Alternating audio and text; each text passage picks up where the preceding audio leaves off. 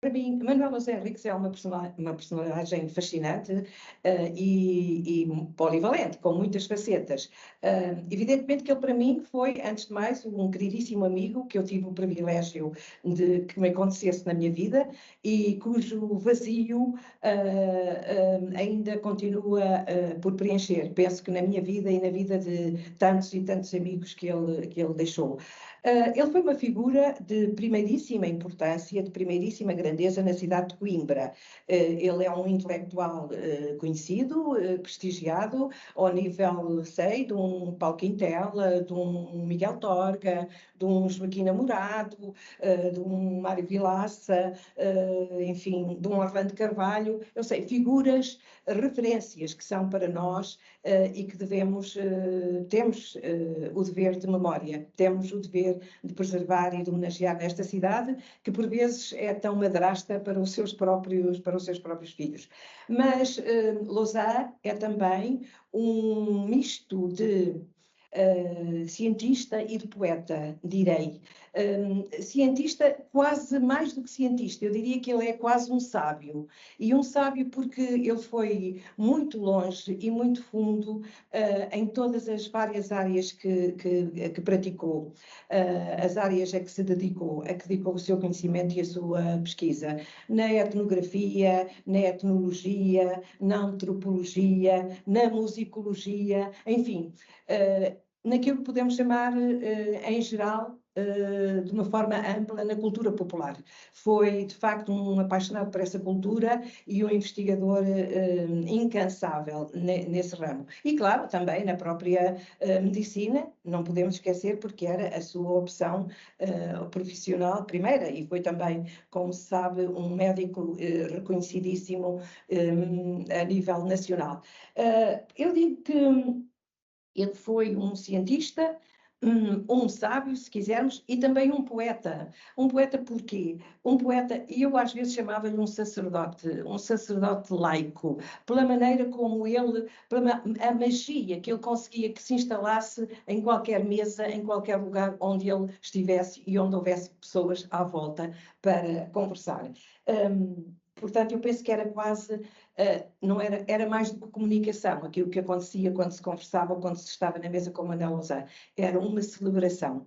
E eu penso que quem teve o privilégio de o conhecer saberá do que é que eu falo. Era um fascínio ouvi-lo falar, era um fascínio porque ele tinha o dom de comunicar de forma simples aquilo que era muito complexo. Porque sabia muito e porque tinha um prazer enorme de comunicar aquilo que sabia, não de uma forma enfim, paternalista, mas de uma forma muito fraterna. Ele, no fundo, praticava aquilo que um grande poeta, seu irmão, quase poeta-irmão, que é o Herberto Helder, uma figura quase irmão gêmeo de Manuel Lausanne, dizia que todas as coisas são mesa para o pensamento. Eu acho que era isso mesmo. O Manel Lousa, onde fosse, e com quem quer que fosse, houvesse uma mesa e cadeiras para se nos sentarmos numa Assembleia democrática e fraterna, o Manel Lousa estava bem.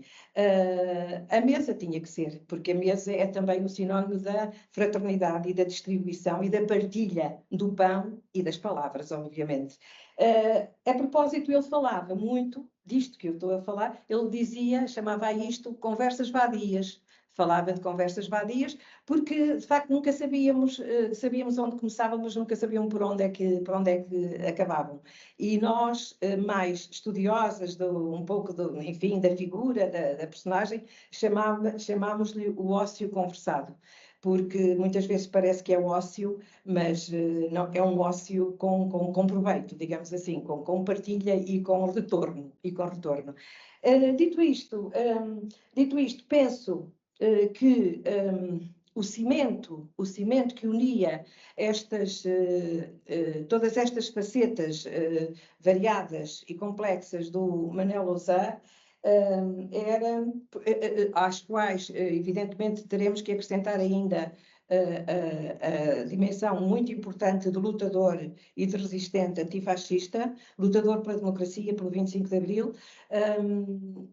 a maneira como, de uma forma super corajosa, resistiu à própria prisão, porque além de ser perseguido político, foi também preso político, à maneira super corajosa como resistiu a esses tratamentos, e aqui penso que merece uma palavra de homenagem à sua companheira toda a vida, a Etelvina. A Etelvina também acompanhou até ao último momento essas vicissitudes todas por onde passou o percurso e por onde se fez o percurso político de Manuel Lousã. Foi uma companheira impagável e é bom que as mulheres também tenham o seu nome inscrito nesta luta coletiva. E a Etelvina merece ter o seu nome. E do que dizia então, todas estas facetas, que também têm a faceta de lutador antifascista é fundamental, eu penso que elas estão unidas por um cimento especial e mágico, que é a paixão e o amor.